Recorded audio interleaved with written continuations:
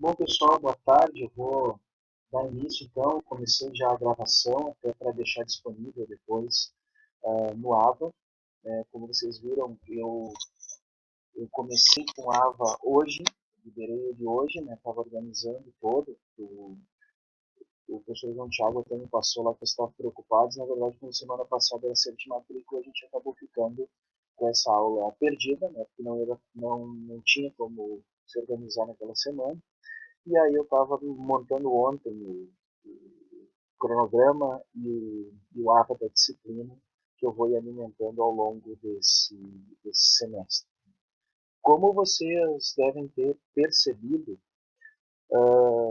vocês todos fizeram tópicos 1 também comigo, e a gente teve uma abordagem um pouquinho diferente. Se vocês conversaram com alguém da licenciatura, viram que acabei tendo uma abordagem um pouquinho diferente, com muito mais a questão focada no porquê estudar física e alguma fenomenologia associada à física, até para ser uma forma de motivação, para que a gente não fique somente focado no conteúdo das disciplinas, e no conteúdo pensando num conteúdo muito matemático, muito matematizado, mas também que a gente tenha um espaço para discussão, como vocês tiveram oportunidade no primeiro semestre de ter o trabalho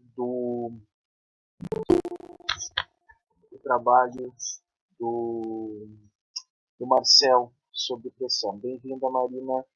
Boa tarde. E também depois o trabalho final com o Yuri a respeito dessa física contemporânea. Eu vou dar uma sequência nisso, falando para você sobre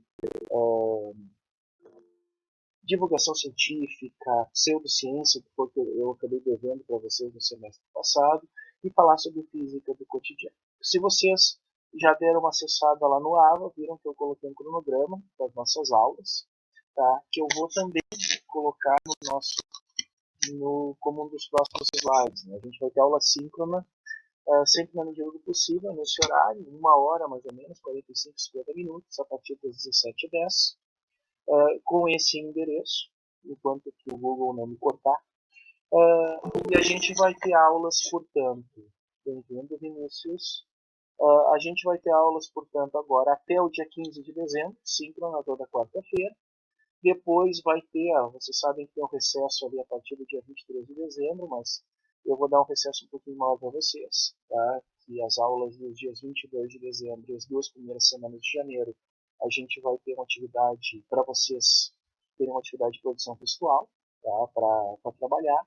Retomamos com as aulas síncronas dia 19 de janeiro, tem um feriado depois ali do dia, do dia 2 de fevereiro, feriado de Nossa Senhora dos Navegantes, feriado municipal do Rio Grande, e a gente vai levando, né? Eu ainda fiquei assim, eu coloquei aqui a atividade assim que eu não podia 16, mas dependendo do andar da carruagem, a gente pode fazer uma aula síncrona também no dia 16 de fevereiro. Fechamento da disciplina no dia 23, como você sabe, o semestre vai ter dia 25 de fevereiro, sexta-feira de carnaval. Tá? Então, esse aí vai ser os nossos encontros. Eu sempre, na medida do possível, vou tê-los gravados, né, com software nativo, então isso é exportado automaticamente para o YouTube, eu coloco lá no AVA e no canal. Não gosto de falar de canal, que parece que eu sou youtuber, mas o canal que a gente tem associado à nossa conta do Google Drive. E aí vocês podem ter acesso à aula para retomar alguma coisa, até para entrar em contato. Qualquer coisa, se vocês não conseguirem, se tiverem uma urgência maior para falar comigo, a questão toda, assim, o AVA é uma coisa que não é muito simpática, porque eu não consegui instalar ele no meu celular,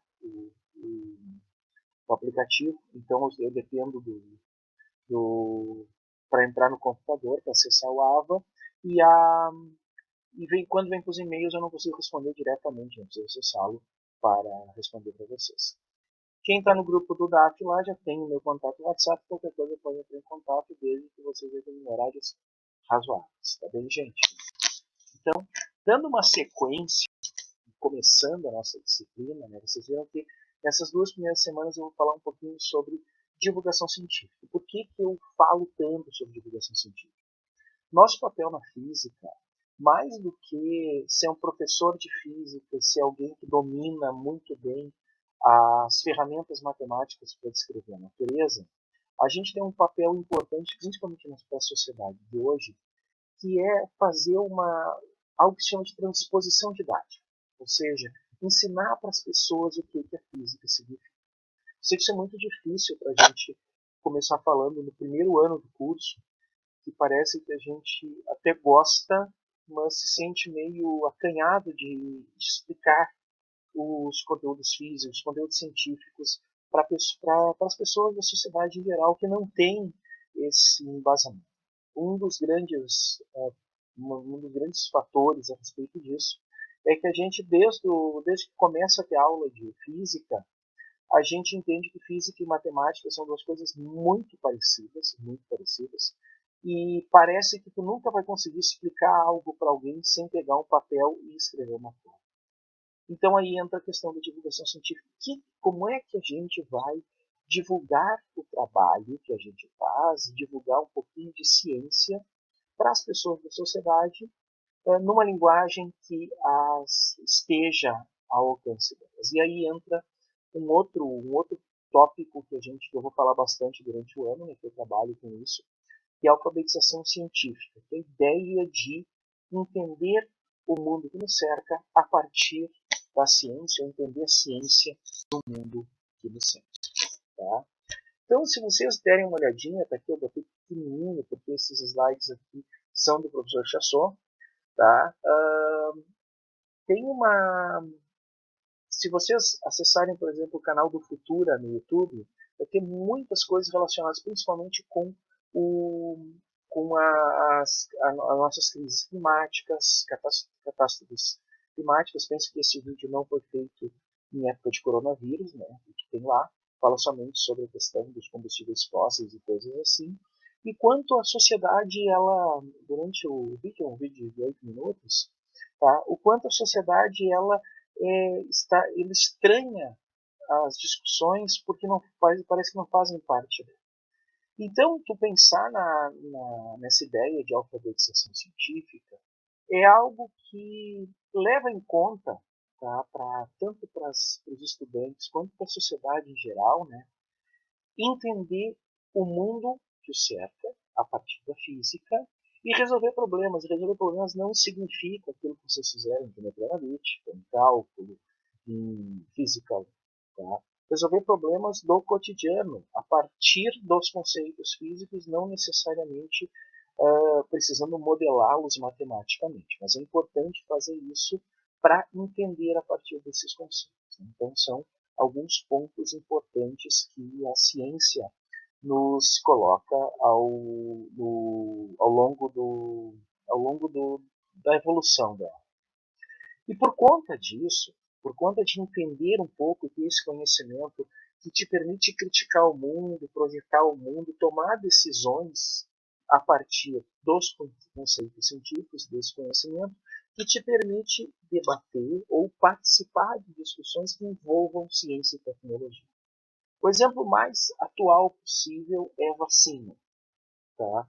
Não é da física, é da biologia, basicamente, é da medicina, mas o fato de tu ter um conhecimento do mundo que te cerca a partir da ciência te permite entender algumas coisas, os modelos, por exemplo, a respeito de como está se comportando as curvas de contágio e coisas desse tipo, porque isso é uma coisa que a gente aprende no cálculo.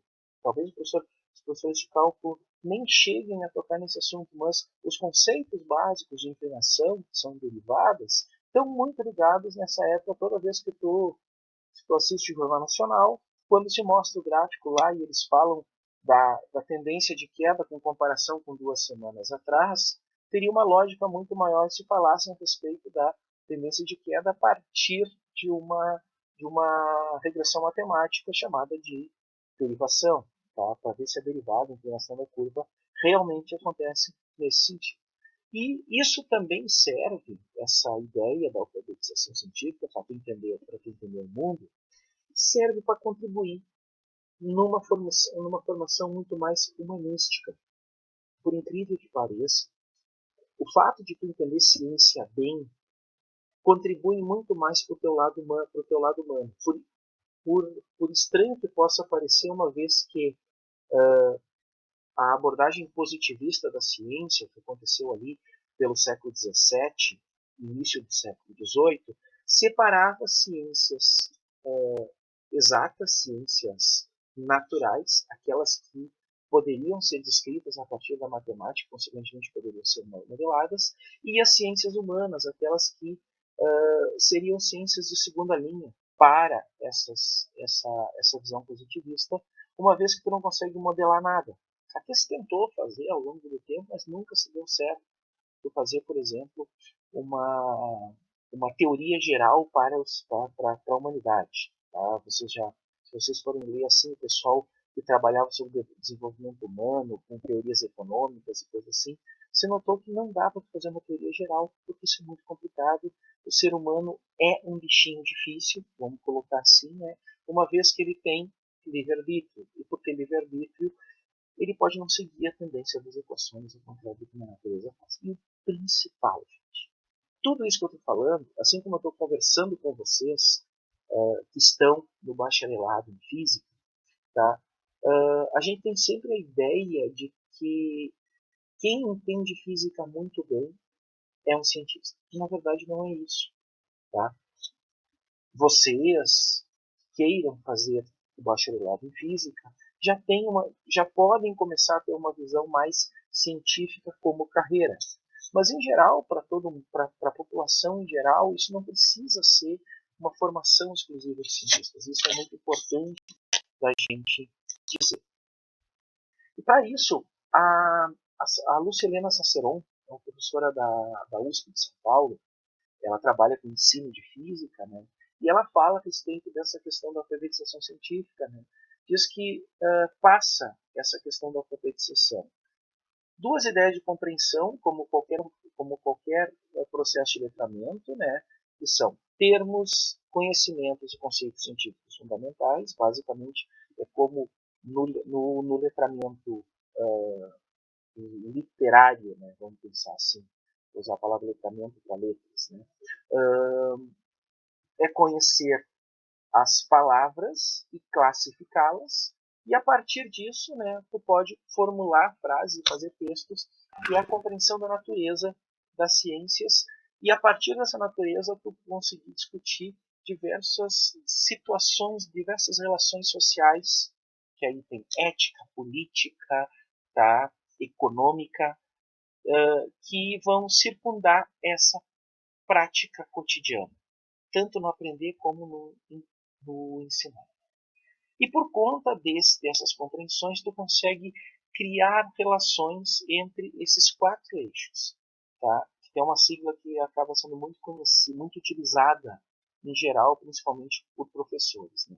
Ciência, tecnologia, sociedade e meio ambiente. CTSA. Essa interação, esse entendimento entre esses quatro campos é que gera é mediado, digamos assim, pelo conhecimento científico, e isso nos permite estabelecer relações de causa e efeito, ou relações de causa e não efeito, como muitas vezes aparece. Isso permite que a gente tome decisões a partir disso. As calotas, o planeta está aquecendo. Tá? A média da temperatura global está aquecendo por conta do lançamento dos combustíveis fósseis na atmosfera. Nós estamos amplificando o efeito estufa.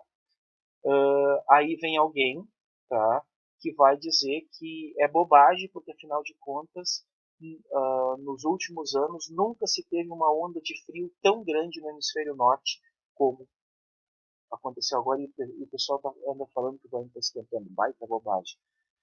Vocês vão, quem estiver fazendo Física 2 agora, vai ver em termodinâmica que isso é um processo extremamente explicado pela física, uma vez que entende que calor é um processo de transferência de energia, e para transferir energia tem que ter corpos frios e corpos quentes.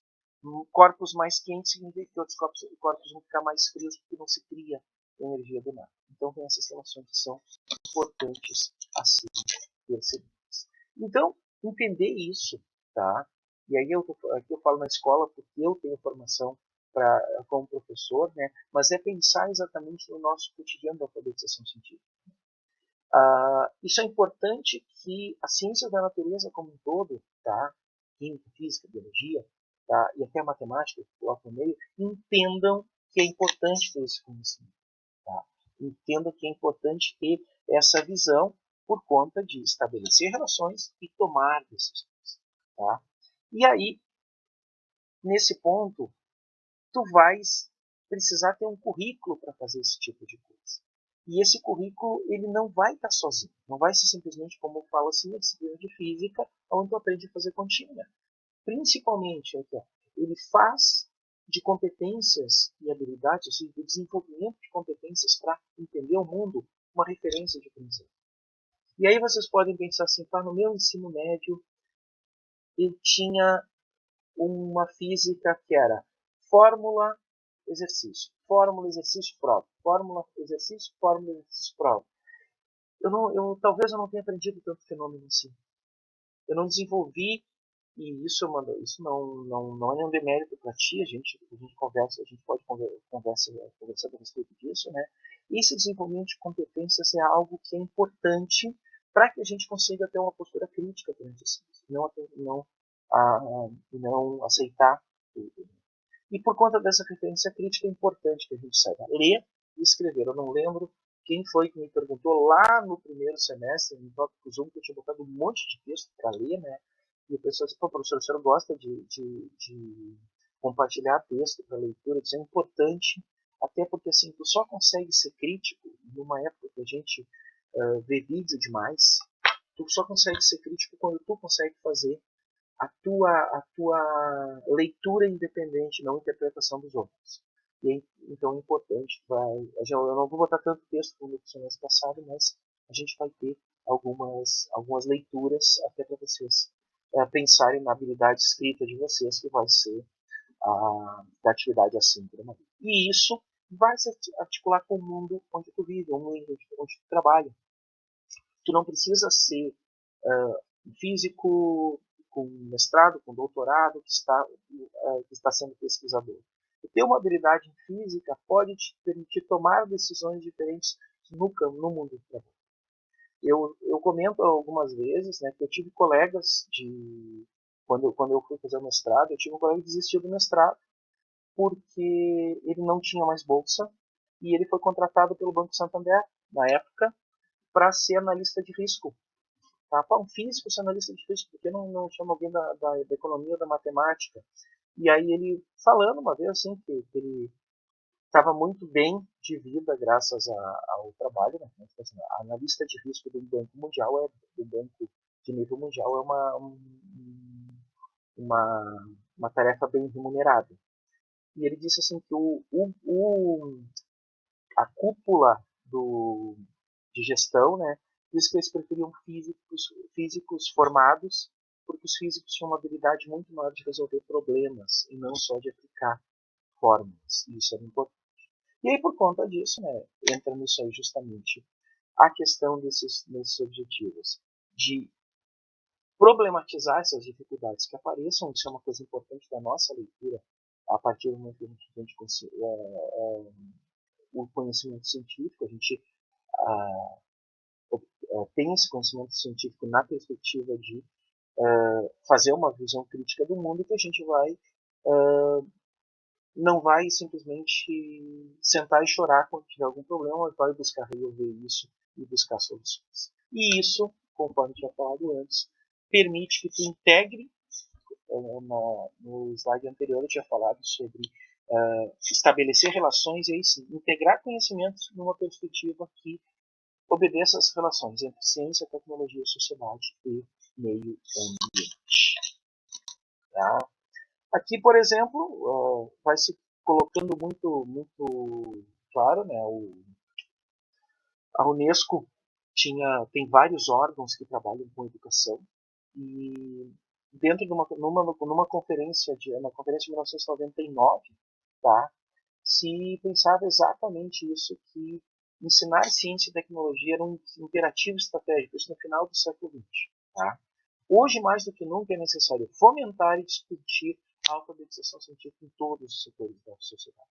É uma visão, tá, humanista a partir da ciência. E isso faz com que a alfabetização científica apareça como uma forma de articular o currículo que a gente tem nas escolas, o currículo que a gente tem na universidade, com essa leitura crítica de mundo. Tá? Alfabetização científica. Tá? Como isso fala a respeito, basicamente, da forma como tu entende, basicamente, ler e compreender o mundo em que a gente vive, né? A gente tem que pensar que o nosso mundo está escrito numa linguagem chamada ciência. E a linguagem com que a gente traduz essa ciência para outras linguagens se chama matemática. Tá? Os matemáticos não gostam quando a gente comenta a respeito de tratar a matemática como uma linguagem, mas eu, por exemplo, sempre gostei de entender a matemática como uma linguagem da natureza que eu gostaria de dominar muito mais do que eu domino. Assim, todo mundo acaba tendo isso, pensando que nenhum de nós é um russo daqueles que passa 7, 8 meses no frio e, portanto, tem uma dedicação muito forte ao cálculo. Eu tive um professor russo, por isso que eu posso comentar com vocês assim, que é uma professor de cálculo 4, era equações diferenciais, era um russo, o cara era fora de série, mas basicamente era isso, né? Ele sabia fazer coisas por causa que o treinamento dele, desde os 10, 11 anos de idade, era fortíssimo nessa linguagem chamada matemática, mas o mundo a natureza conversa com a gente a partir através da ciência. Tá? E basicamente, ciência, do jeito que a gente fala, a palavra em si, que é conhecimento, a gente pode entender como uma linguagem, tá, que vai traduzir a forma como a gente estuda e compreende a natureza, ou seja, a forma como a gente conversa com a natureza. Tá? E ser alfabetizado cientificamente, e aí vem a citação do Ático Chassot, que é professor de química da região noroeste do estado, né, que já está bem aposentado mesmo, né, mas fala com propriedade a respeito disso, né, é que a gente tem que entender que a ciência, compreender a ciência, consequentemente, ter uma alfabetização a respeito disso, e onde a gente chega na divulgação por conta disso, tem uma dimensão extremamente utilitária da sociedade. Tá? Traz muitas vantagens. Por quê? Porque entender a ciência significa que tu não vais depender que os outros te expliquem o que ela é. Tá? É só tu pensar, por exemplo, na questão de como a gente acaba se entendendo algumas coisas do nosso cotidiano por conta de símbolos, de linguagens específicas. E a gente vai compreender códigos. Por exemplo, quando eu olho para isso aqui, tá? Em qualquer tipo de frasco, tá? Eu já sei o que tem dentro desse frasco. E eu posso arriscar minha vida fazendo qualquer coisa com esse símbolo. Tá? Esse símbolo é, internacionalmente, tá, o símbolo de produto tóxico, que vai aparecer em vários objetos. Herbicidas, defensivos agrícolas, inseticidas, tá? Cigarro. E aí tu vai estar sendo avisado por isso e tu entende exatamente isso. Claro que uma leitura não necessariamente feita não vai te permitir uma leitura que tu não conheça esse símbolo, tá? Que tu não, vamos dizer assim, se tu ler com calma, tu vai ver que é o produto tóxico, mas só em olhar para esse símbolo tu já sabe o significado dele e tu vai manter distância. É basicamente esse o significado utilitarista da ciência, tá? Que tu vai olhar para determinadas situações ou analisar determinados fenômenos e tu já vai entender exatamente, tu vai ter uma compreensão do que aquilo significa, tá? É mais ou menos, e aí é mais ou menos mesmo, né? Como quando, agora, voltando para falar dessa questão das vacinas e da epidemia da Covid, quando os epidemiologistas falam a respeito de diversos comportamentos e eles trabalham com diversos comportamentos. Por quê? Eles já viram esses padrões anteriormente e por ver esses padrões anteriormente, eles já reconhecem, já têm uma ideia do que vai acontecer. E a ciência não é uma linguagem tão exata. Tu trabalha muito quando tu faz esse exercício de previsão a respeito de uma coisa, tu faz uma previsão pensando justamente em que ela não aconteça. Tá? Vou pensar aquela história do... Olha, os japoneses têm um sistema de previsão de terremotos e tsunamis extremamente avançado. Isso evita os terremotos e os tsunamis? Não, mas minimiza muitos estragos por conta de saber de antemão como evacuar uma determinada região, ou como acontece, às vezes vai acontecer isso, de que a tsunami ou o terremoto seja um pouco maior daquilo que foi previsto. Tá? Foi o caso de Fukushima, onde que era, foi tudo projetado para que uma tsunami de tantos metros, com um tremor de 8.1 ou 8.2, que era o máximo de extrapolação possível para o Círculo do Pacífico, e teve de 8.13 e, consequentemente, invadiu a tsunami, invadiu a usina nuclear. São efeitos de fim de cauda, como se chama, tá? Efeitos extremamente improváveis, mas que vão acontecer porque existe uma possibilidade. Mas na alfabetização científica, né? O que acontece? A gente está pensando como estudante, pensando como é que a gente vai passar isso. Né?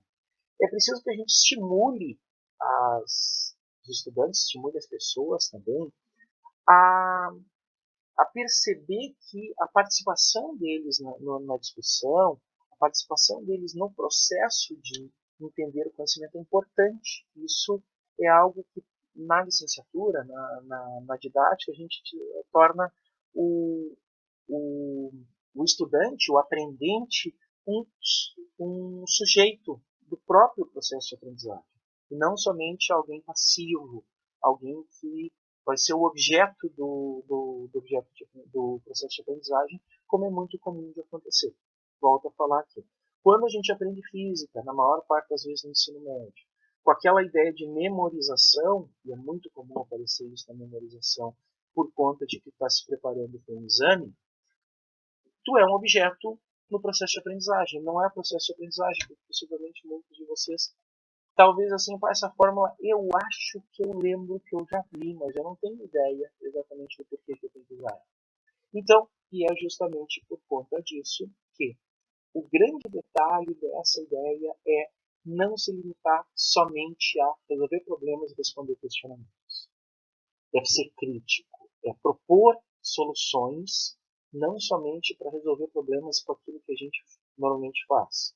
Exercício, ou seja, tu muda, tu faz variações sobre o mesmo tema, mas coloca o mesmo tipo de situação, o mesmo tipo de problema para ser resolvido. Tá? Quando a gente pega, por exemplo, os livros lá de Física 1, eu vou fazer esses desafios para vocês na atividade assíncrona. Nos últimos últimos exercícios do capítulo, naquelas questões, dependendo do livro, são questões desafiadoras, tá? Agora você deve pensar questões bônus, todo esse tipo de coisa. Tem questões aonde que tu precisa propor ideias, propor um modelo e, consequentemente, entender o conceito físico para isso, que é importante. Tá? E isso é uma coisa natural, porque afinal de contas, eu não sei, eu falo assim, vocês estão com a câmera fechada, né? Então podem estar fazendo qualquer outra coisa, mas em geral, quando a gente vai falar de alguma coisa, principalmente relacionada com ciência, está muito ligado com curiosidade. Tá?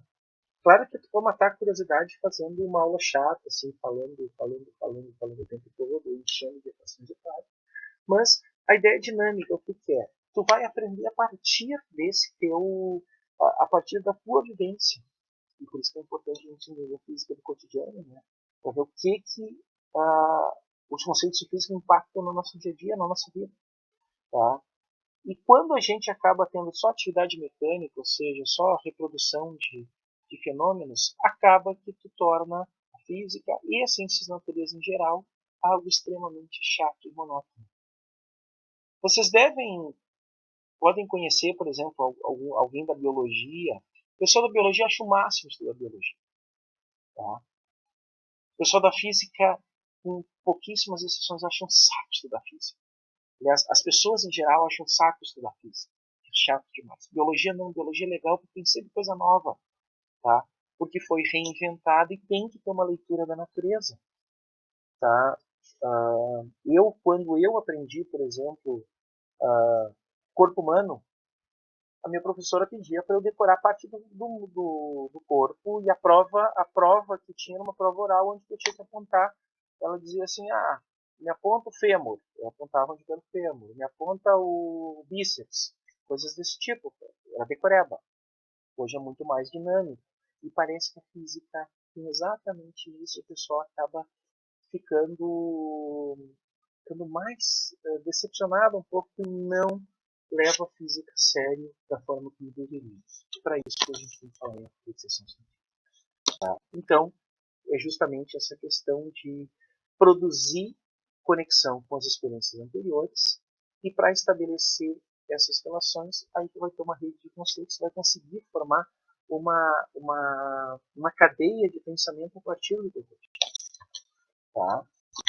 Então, tu vai ter sempre 3 níveis, né, pensando essa alfabetização, as atividades que, quando tu aprender alguma coisa, são a respeito do conceito, a respeito da tua visão pessoal a respeito de alguma coisa e aquilo que impacta na tua vida social, na tua vida em grupo, ou seja, aquilo que tu não consegue ter uma experiência pessoal, tá? Ou tu não tem uma experiência pessoal, mas tu conhece pessoas e tu vais conseguir fazer com que essa experiência possa ser levada para outras pessoas.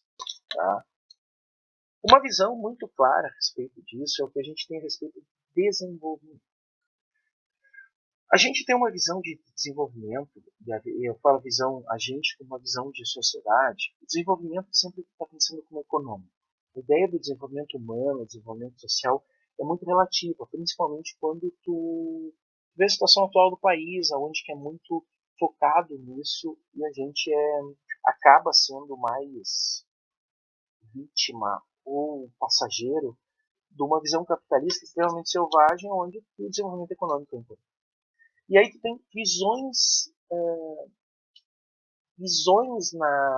da sociedade a respeito da ciência, quanto ao papel dela para o desenvolvimento, que acabam criando alguns mitos, algumas ideias falaciosas, né, algumas coisas, que são aquelas ideias, por exemplo, assim, o cientista sempre visto como alguém, tá? Separado do mundo completamente no mundo à parte. Basicamente, se a gente fosse levar a definição, um cientista para a visão social recorrente é um autista em alto grau. E aí tu tem uma visão descontextualizada, onde não se entende o que o cientista faz. Tá? E aí qualquer coisa que é falada, por exemplo, do tipo, olha, estão desenvolvendo uma vacina que vai tornar a gente jacaré, tá? É vista como algo fantástico, tá? Ou então que o Sol e a Lua têm o mesmo tamanho e a luz não tem uma velocidade tão grande assim, consequentemente uma parte da Terra fica escura porque a luz do Sol não chega lá. A visão elitista e individualista, onde o cientista ele é um ser praticamente do outro mundo, aonde que ele tem um conhecimento ele tem um conhecimento totalmente distante da sociedade, que é só dele, e ele não vai repartir com ninguém. A outra questão, por exemplo, é que, e isso é muito comum com os descobrimentos, né, de pensar que na ciência a gente vai estar sentado tomando café da manhã e vai ter um clique na hora e descobrir a cura para o câncer. Ou como se conta na história lá, Arquimedes estava tomando banho e descobriu como resolver o problema, criou todo o princípio do empuxo a partir do que ele observava. É uma visão que acaba tendo não trazendo nenhuma discussão a respeito da teoria envolvida, porque ela é ateórica, e ela é muito levada em consideração do empírico, ou seja, aquilo que aconteceu é verdade, ponto final. E isso leva também àquela visão que é a visão problemática e histórica, que não leva em consideração nada que foi feito antes, ou seja, Einstein, quando ele sentou lá no gabinete de patentes, escreveu 4 artigos, ele, a caneta e o papel. Ponto final. Não tinha leitura anterior nenhuma, não tinha nenhuma referência anterior. Porque era um trabalho extremamente novo, ponto final. Não se leva em conta que existem desdobramentos anteriores, ou já existiam discussões anteriores. O Einstein não era um cara, um eruditão, né? Ele tinha feito, ele tinha sido estudante da universidade, então teve contato com vários teóricos e tem essa história toda para pensar. Além disso, tem a questão de que se tu repetir alguma coisa, isso vai chegar na resposta certa igual, que é a visão algorítmica. Ou seja, tu repetiu o algoritmo, tu vai levar, tu vai ser um computador que vai sempre chegar na mesma resposta. E as visões tanto analítica, onde que tu pode resolver qualquer problema separando ele por partes, que é uma visão antiquíssima, né? A visão positivista dizia que tu deveria resolver um problema grande por partes pequenas e depois juntar as respostas. A gente sabe que isso não dá para fazer. Assim como a visão acumulativa linear, onde que tu não tem retornos e tu tem um método específico que vai levando de um ponto ao outro. Tá? É o caderno de laboratório tal e tal, ou dizer, o roteiro de laboratório tal e tal. Faça isso, anote o resultado, e esse resultado você usa para fazer tal coisa, com essa tal coisa você vai calcular o que a gente tem no final. É a visão acumulativa, linear. Tem um cara chamado Paul Feyerabend, que ele é um filósofo, doutor, mestre em física teórica, doutor em filosofia, que ele discute muito bem isso, que esse método linear é extremamente ilógico, porque a gente não faz as coisas dessa forma. Tá? A gente planeja alguma coisa, mas volta para a mesa de projeto, para rever o projeto a todo momento. São visões que a sociedade acaba tendo por conta de não entender a ciência. Nesse processo, o que é importante? A ideia da iniciação científica. Cada vez é melhor que a gente tenha um contato mais cedo com a ciência. E a ideia da iniciação científica é justamente isso. Vocês já devem ter ouvido, não deve ter ouvido porque não teve corredores ainda. Se tudo correr bem, tá? Vocês estiverem firme e forte no curso, no semestre que vem, lá em abril, tá? Você vai andar pelos corredores e vai se ouvir muita ideia de iniciação científica. Que é como os professores começam a trabalhar com os estudantes, apresentando um pouquinho de ciência, apresentando um pouquinho daquilo que eles fazem para o estudante dentro do limite do que o estudante consegue alcançar. Vocês não vão, por exemplo, conversar com o professor vai pedir para vocês calcularem coisas de relatividade geral, se vocês forem falar agora. Mas são esses aspectos que podem ser pensados. E o processo de iniciação científica, então, é justamente isso para entender técnicas, teorias e tradições da ciência, que é o fazer ciência. Tá? Que é um processo extremamente interessante e importante nesse sentido. Então, tu vai ter várias atividades nessa iniciação científica, pensando como estudante em tu reforçar a tua alfabetização, a tua leitura de mundo. E aí vem vários aspectos dos procedimentos associados com a ciência. Observação, a pesquisa, análise dos dados pesquisados, análise dos dados observados, para ver se isso tem algum sentido. O levantamento de hipóteses, a gente sempre trabalha com hipótese. Registro de dados, e a partir disso, a gente faz análise, o levantamento de hipóteses e reanalisa, faz o registro dos dados para ver se a hipótese está de acordo com se os dados que a gente teve estão de acordo com a hipótese que a gente formulou. Senão a gente vai retirar a hipótese e formular outra. Discussão dos resultados e pensar nos questionamentos a serem feitos. Se vocês olharem, isso é uma sequência de ideias, tá? que vai sempre levando para resolver qualquer situação. Tá? Tem um problema, tu formula, basicamente assim, tu formula uma hipótese, e aí tu faz observações ou tu faz pesquisa para ver se essa hipótese está de acordo para resolver aquele problema. Quando tu analisa o que tu observou, analisa aquilo que tu pesquisou, e não está de acordo, tu muda a hipótese e retoma essas questões para poder responder esse questionamento. Esse procedimento científico ele é recorrente e a gente cada vez pode chegar mais cedo perto deles, porque isso faz com que tu tenha uma cultura, uma prática de pensar ciência. O que fica estranho, né? Porque conduz os estudantes à prática do conhecimento que os estudantes não pensassem antes, né? Mas a ideia é exatamente essa, de que tu tem um pensamento crítico científico a respeito das coisas que tem nessa situação. Mas não adianta nada tu ser um cientista, tu fazer ciência, tu entender ciência, tu começar a ciência, se tu não consegue transpor isso para as pessoas. E aí vem exatamente a ideia da divulgação científica. O que é o papel da divulgação científica? Tornar o conhecimento acessível para todos mesmo. Tá? É que tu possa fazer, e aí tem algumas coisas, né, que podem ser colocadas, o Diretório Filho, que é um divulgador, ele coloca isso, que aí tem entrevista na TV, tá? Conversas ou bate-papos nesse sentido, jornalismo científico, música, teatro, blogs, jogos, museus e todo esse tipo de coisa que possa te permitir fazer relações entre a ciência que tu está podendo aprender e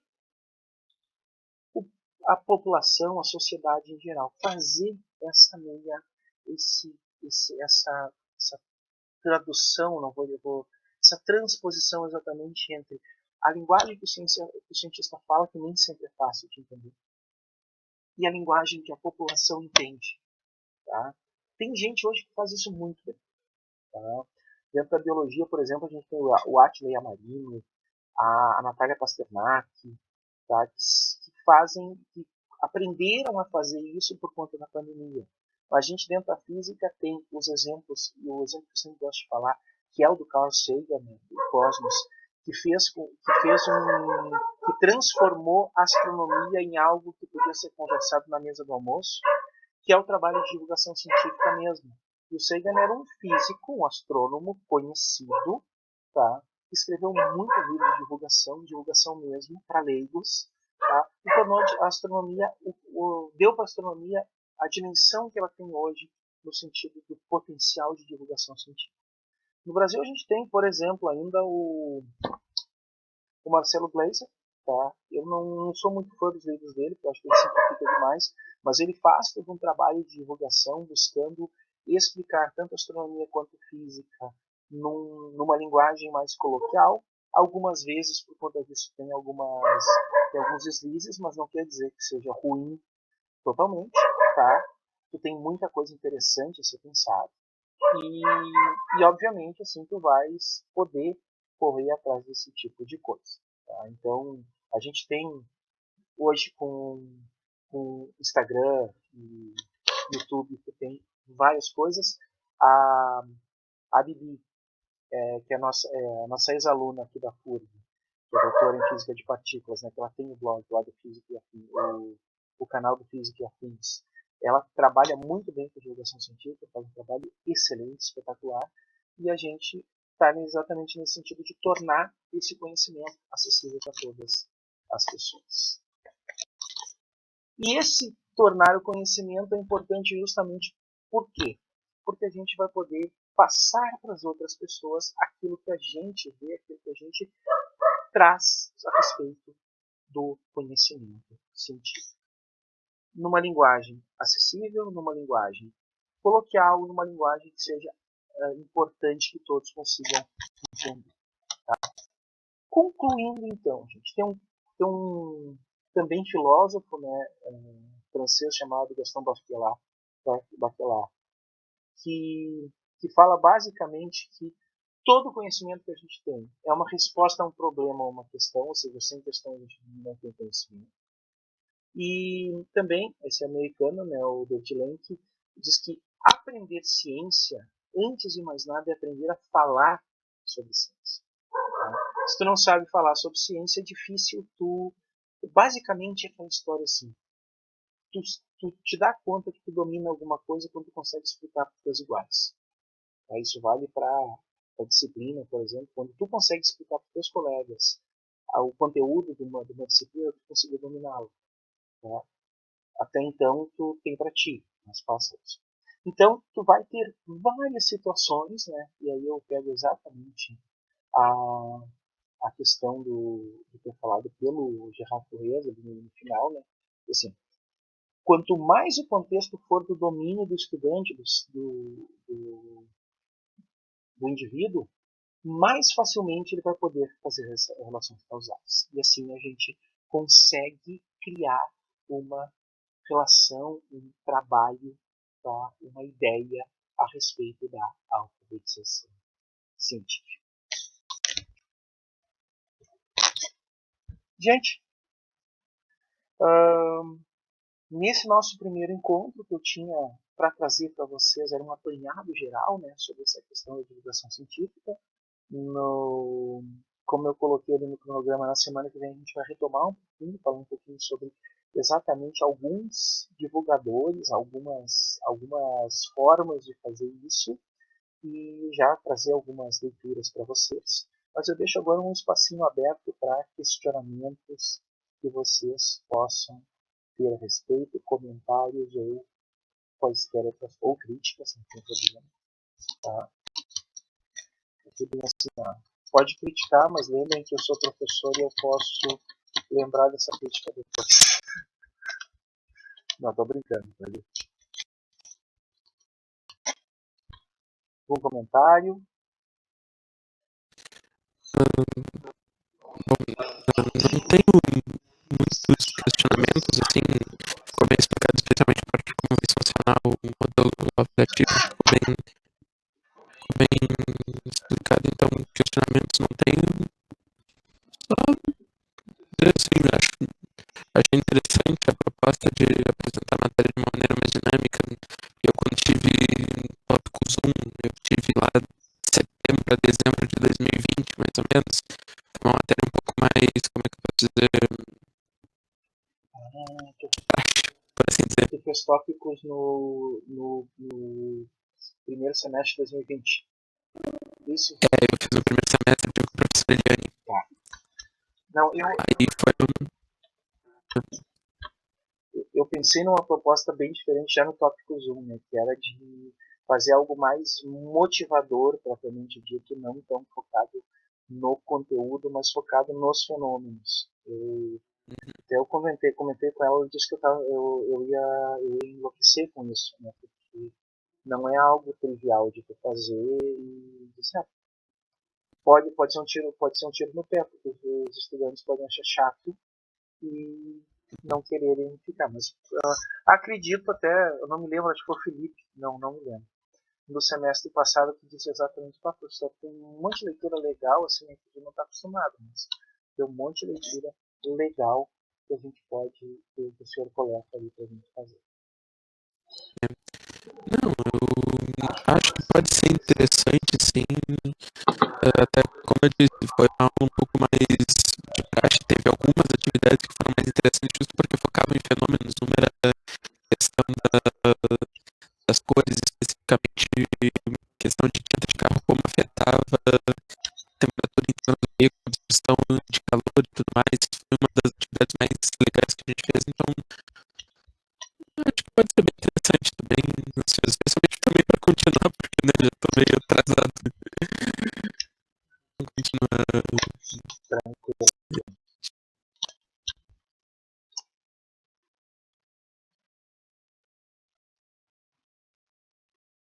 Mais algum comentário, gente? Mais alguma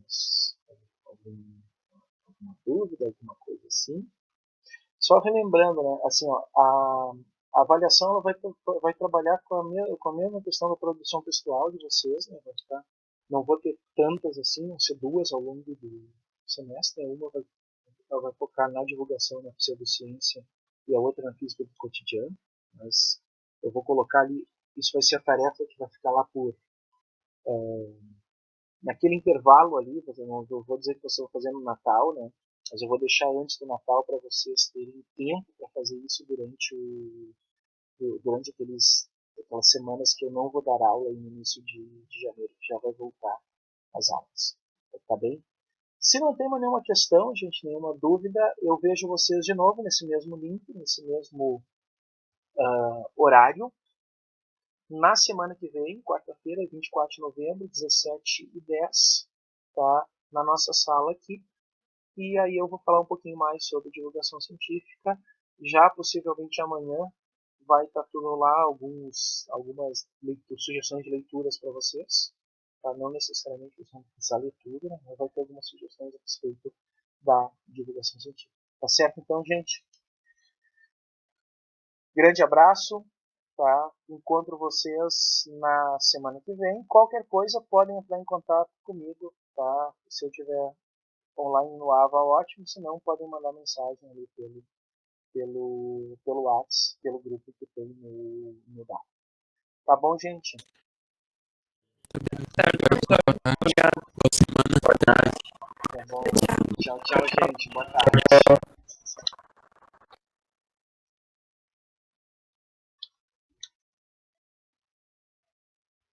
Até mais, Marina. Então, terminamos assim nossa aula de hoje. Na semana que vem, então, vocês vão ter um novo vídeo com a aula número 2, que eu vou falar a respeito de divulgação científica, um pouquinho mais a respeito dos divulgadores propriamente dito. Grande abraço, gente, e nos falamos. Tchau.